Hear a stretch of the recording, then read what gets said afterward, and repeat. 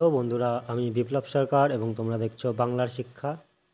আজকে আমরা জানবো যে পশ্চিমবঙ্গের প্রত্যেক যুবক যুবতীদের কিন্তু 1500 টাকা করে দেওয়া হচ্ছে। কিসের জন্য দেওয়া হচ্ছে, কেন দেওয়া হচ্ছে, এটা পেতে গেলে কি করতে হবে, সম্পূর্ণ জানবো আমরা এই ভিডিওর মাধ্যমে। স্কিপ না করে পুরোটি দেখো আর সবাইকে শেয়ার করে দিয়ে দিও যাতে সবাই টাকাটা পায়। তো রাজ্য সরকার নতুন একটি প্রকল্প, যেখানে প্রত্যেক বেকার যুবক যুবতীদের মাসে মাসে 1500 টাকা করে দেওয়া হবে। যুবশ্রী প্রকল্পের মাধ্যমে রাজ্যের প্রত্যেকটি বেকার যুবক যুবতীদের বেকার ভাতা দেওয়া হবে।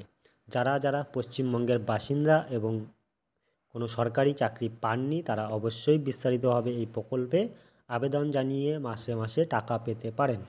তো পশ্চিমবঙ্গের প্রত্যেকটি বেকার যুবক যুবতীরাই এই প্রকল্পের আওতায় মাসে মাসে টাকা পেয়ে যাবেন। যারা যারা এই প্রকল্পে টাকা পেতে ইচ্ছুক তারা অবশ্যই বিস্তারিতভাবে ভিডিওটি জেনে নাও। প্রকল্পের নাম হচ্ছে পশ্চিমবঙ্গে এমপ্লয়মেন্ট ব্যাংকের তরফ থেকে যুবশ্রী প্রকল্পের বেকার ভাতা। আবেদনকারীর যোগ্যতা, এখানে আবেদন জানাতে ইচ্ছুক প্রার্থীদের ন্যূনতম যোগ্যতা হতে মাধ্যমিক পাস। এছাড়া যে কোনো যোগ্যতায় প্রার্থীরাই এখানে আবেদন জানানোর সুযোগ পাবেন। তবে এখানে আবেদন করার বিষয়ে শর্ত হলো আবেদনকারীকে অবশ্যই পশ্চিমবঙ্গের একজন স্থায়ী বাসিন্দা হতে হবে। আবেদনকারীর বয়স, এখানে আবেদন করতে ইচ্ছুক প্রার্থীদের বয়স হতে হবে অবশ্যই 18 থেকে 45 বছরের মধ্যে। যারা যারা এই প্রকল্পে আবেদন করতে চান তাদের অবশ্যই পশ্চিমবঙ্গের এমপ্লয়মেন্ট এক্সচেঞ্জ ব্যাংকে নাম নথিভুক্ত করতে হবে। অর্থাৎ এখানে আবেদন করতে হলে প্রার্থীকে আগে থেকে এক্সচেঞ্জ কার্ড বানাতে হবে।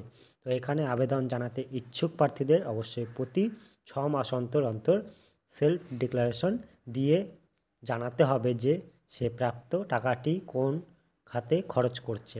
এখানে যাদের নাম সিলেক্ট হবে তারা প্রতি মাসে ব্যাংক অ্যাকাউন্টে টাকা পেয়ে যাবেন। তো আবেদন পদ্ধতি, যুবশ্রী প্রকল্পের মাধ্যমে মাসিক 1500 টাকা করে পাওয়ার জন্য আবেদন করতে হলে আবেদনকারীকে সবার প্রথমে এমপ্লয়মেন্ট ব্যাংকে গিয়ে নিজের নাম নিবন্ধন করতে হবে।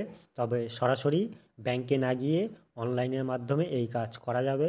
নাম নিবন্ধন প্রক্রিয়া শেষ হওয়ার পরে আবেদনকারীকে আবেদনপত্র পূরণ করে সেটি 60 দিনের মধ্যে নিকটবর্তী এমপ্লয়মেন্ট এক্সচেঞ্জ অফিসে গিয়ে জমা দিতে হবে।